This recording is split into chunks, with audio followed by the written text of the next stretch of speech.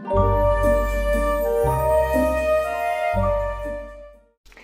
bonsoir mes petits et grands sorciers et sorcières. Aujourd'hui on se retrouve pour notre histoire de Rosie Desmarais et vous allez voir que Caroline nous a fait quelques bêtises. Cric crac, l'histoire sort de mon sac. Nous étions déjà vendredi et Caroline arriva à Léana pour le ménage de la chaumière et me racontait sa semaine à l'école des sorcières. Elle avait validé sa première année haut la main et avait repris avec enthousiasme le chemin des études. Cette année allait lui apporter bien de nouvelles aventures à n'en pas douter. En général, je n'arrivais à la voir qu'en fin de journée pour ne pas la perturber dans son organisation sans faille. Mais j'avais aujourd'hui une mission capitale à lui confier. Je ne sais pas si vous vous en souvenez par rapport à Rosie. Coucou Caro, comment vas-tu? Nan, mais qu'est-ce que tu fais là? Tu n'as pas de rendez-vous aujourd'hui? Je sentais mon apprenti à la fois déstabilisé et agacé de ma présence. Serait-elle en train de devenir sauvage comme moi? J'avais besoin de te voir. Pose ce pauvre bois-ciel et viens t'asseoir avec moi autour d'une tasse de pisse-mémé. Comme ça qu'on appelle les tisanes. Mais il faut que je fasse le ménage. Tu as encore chamboulé toutes les fioles et les bocaux. Et bien sûr, tu n'as mis aucune étiquette sur tes nouvelles potions. J'imagine en outre que tu n'as pas non plus noté les recettes dans le grimoire. Et stop, Caroline! Viens, c'est important. Caroline, drapée dans sa dignité et d'un air soupçonneux, vint enfin s'asseoir à la grande table de chêne clair avec 2 tasses et une théière fumante. Voilà. Je reviens de la forêt magique et Rosie a eu des messages de ses parents. Elle doit sortir de la forêt pour en apprendre plus sur la terre des hommes. Oula, la pauvre, je serais elle personnellement, je ne viendrai pas dans notre monde. Je sais bien ma poulette, mais sa mission commence à peine. Elle a besoin de nous. De nous? De moi aussi? Oui, indirectement. Nous allons commencer par lui faire rencontrer les habitants de Bussac-la-Forêt et nous avons décidé que le premier à qui nous devions parler de ce projet était le maire Hubert. Ah non, non, non, non, non, je te vois arriver avec tes gros sabots, Nan. Il est hors de question que j'aille voir ce vieux cochon. Pourtant, Caroline, tu sais bien qu'il n'y a que toi qui arrive à lui adoucir son mauvais caractère. Il est le maire du village et nous ne pouvons pas organiser une rencontre sans qu'il donne son accord. Ben, tu peux y aller, toi. Tu sais très bien que la plupart du temps, il me croise et ne sait toujours pas qui je suis. Je le vois bien dans ses yeux. Il se demande qui est cette nouvelle administrée. En attendant, c'est pas toi qui as droit à ces regards énamourés et mielleux comme sa bière. C'est dégoûtant, il est tout vieux. Caro, c'est pour Rosie, s'il te plaît, dis-je en exagérant ma voix suppliante. Donc je n'ai pas le choix. Si je le fais pas, Rosie ne pourra pas venir au village rencontrer les gens et vous m'en voudrez toutes les deux. C'est du chantage affectif. Absolument, mon apprenti préféré. Facile ça, je suis ta seule apprentie. Je souriais intérieurement, car je savais que malgré ses réticences et ses arguments, Caroline, dans son grand cœur, avait déjà accepté de faire partie des négociations. Elle disait toujours oui, même si elle aimait la plupart du temps dire non en premier lieu et râler. Merci ma chérie. Aujourd'hui, tu vas laisser le ménage de la chaumière, je vais m'en occuper. Ta mission est bien plus importante. Toi, le ménage, eh ben, ça va être mignon la semaine prochaine. 3 paires d'yeux silencieux nous avaient observés tout le long de nos échanges et je sentais bien qu'ils se retenaient de rire. Boissiel s'était replié dans le coin de la cheminée près de son ami de toujours, Lorient, et Moussu le barbu avait enfoncé encore plus son chapeau pointu dissimulé derrière sa belle barbe blanche. Nos 3 compères se délectaient de nos accrochages amicaux. Allez Caroline, mets ton plus beau chapeau, un joli manteau et file à Bussac-la-Forêt voir Hubert à la taverne.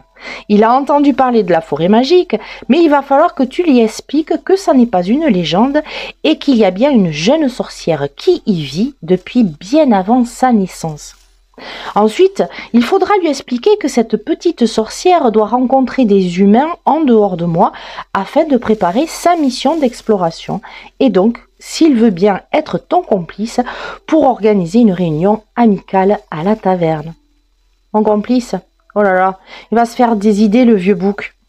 Eh bien, pour une fois, laisse-lui croire qu'il a une chance de te séduire.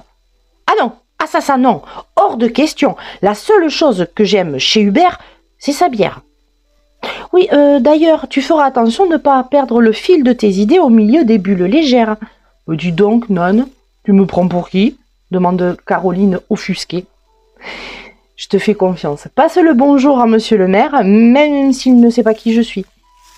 Il ne sait pas qui tu es, mais il sait où tu habites. Cet homme est vraiment étrange. Caroline prit son petit van tout bizarre. Oui, le vélo et elle, ça faisait deux, et elle n'était pas plus avancée que moi sur le vol de balai. Donc, son courage à deux mains, et prit le petit chemin de Bussac-la-Forêt en maugréant que je lui faisais faire n'importe quoi, que je profitais de mon statut de maîtresse de sage, que ce serait à moi de faire ses démarches et sûrement d'autres joyeusetés que je n'entendis pas. Je rentrais dans ma chaumière, soulagée de voir que les choses avançaient pour Rosie. Maintenant, il fallait que je questionne mes compagnons moqueurs. Bon les garçons, Caroline étant partie, peut-être pourrez-vous me dire ce qui vous amuse autant. Mais vous deux, Nan, vous êtes drôles, vous passez votre temps à vous disputer pour rien, alors que vous vous adorez, me dit Lorient.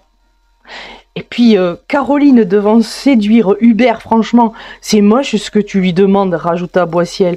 Tu sais qu'elle a presque un peu peur de lui depuis qu'elle a compris qu'il en pensait pour elle. Il ne faudrait pas que ce vieux fût rempli de bière. S'attaque à elle, quand même, finit Moussu le barbu, parce que sinon, ça va chauffer dans la taverne. Tu savais que Caroline avait fait des sports de combat? Non. Mon Dieu, vous m'inquiétez. Pourvu qu'elle ne décide pas de lui faire une prise de catch. Comme promis à mon apprenti, je me mis au ménage de la chaumière, mais à ma façon. Un plumeau pour enlever la poussière autour des objets, un coup de balai autour du tapis de chanvre, et hop, fini. Comment pouvait-elle mettre un après-midi entier tous les vendredis à faire le ménage? Il m'avait fallu seulement un quart d'heure. Je décidai d'attendre le retour de mon apprenti en lisant un livre sur les sabbats de sorcières, car je devais en organiser pour les prochains mois. C'est au bout de 3 heures environ que j'entendis chanter sur le chemin qui menait à ma chère Léana. Une voix étrange et nasillarde. Des chansons grivoises? Des chansons à boire? Caroline? Je sautai de mon fauteuil et ouvris la porte de la chaumière. Mon apprenti avait son chapeau sous le bras, ses chaussures lacées entre elles sur l'épaule.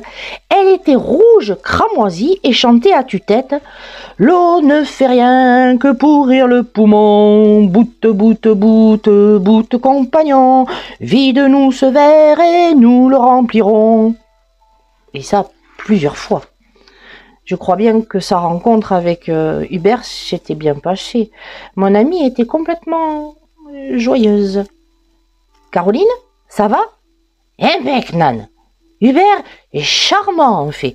Il a brassé de nouvelles bières qui sont encore meilleures au fur et à mesure qu'on les goûte. Ah, je vois, oui. Dis-je en souriant, vous avez quand même parlé de notre projet? Oui. Il est enthousiasté. Mais, enfin, ravi. Je crois que tu vas te reposer un peu avant de me raconter. Je suis contente que tu n'aies pas pris ton van pour revenir. Ah ben non, hein. Ce coquin de camion dansait sur la place du marché avec La Fontaine, alors je l'ai laissé. Parfait, ma chérie. Va t'allonger, je vais te faire une tisane de fenouil. Zirk, Nan, je veux pas. C'est pas bon. Ça va te faire du bien pour ce que tu as. Je ne fais rien que pourrir le bout. La voilà qui ronflait, étalée sur mon lit. À ce moment-là, mon amoureux rentra de son école lui aussi et éclata de rire quand je lui racontais ce qui s'était passé cet après-midi. Lui qui connaissait mon apprentie, toujours organisée, appliquée, exigeante, était très amusé de savoir qu'elle était aussi humaine. Bien que, ne l'oublions pas, l'alcool, c'est mal. Ce fut seulement 10 heures plus tard que mon apprentie sortit de la chambre toute penaude avec un mal de tête carabiné. Après une infusion de reine des prés et de menthe poivrée, elle me raconta son rendez-vous avec Hubert. Je suis sûre qu'elle passa sous silence certains détails, mais globalement, le maire était enthousiaste à l'idée de rencontrer Rosie Desmarais et d'organiser une fête de village pour cette occasion. Sa taverne serait le lieu de réunion et ils avaient convenu ensemble que ce serait pour la semaine d'après le temps d'informer les habitants qu'ils allaient enfin découvrir le visage de la petite sorcière de la forêt magique. Cric-crac, l'histoire rentre dans mon sac. J'ai un peu bafouillé, mais j'espère que vous aurez aimé. C'est peut-être les effluves de la bière au miel. Je vous embrasse très très fort. Faites-moi un petit commentaire. Dites-moi si vous avez aimé. Et puis, si vous voulez la chanson, hein, c'est pas de moi, hein, c'est les Trianes. Vous pouvez la retrouver. Bout bout compagnon. C'est assez drôle, voilà. Donc Caroline l'a chantée et parce que je lui ai apprise évidemment. Partagez autour de vous, prenez carrément la playlist Rosie Desmarais pour ceux qui connaissent pas, comme ça vous envoyez la totalité. Et puis un petit pouce, un petit like, un abonnement. Vous savez que ça me fait plaisir et puis ça m'aide dans mon travail. Je vous embrasse très très fort et je vous dis à tout bientôt.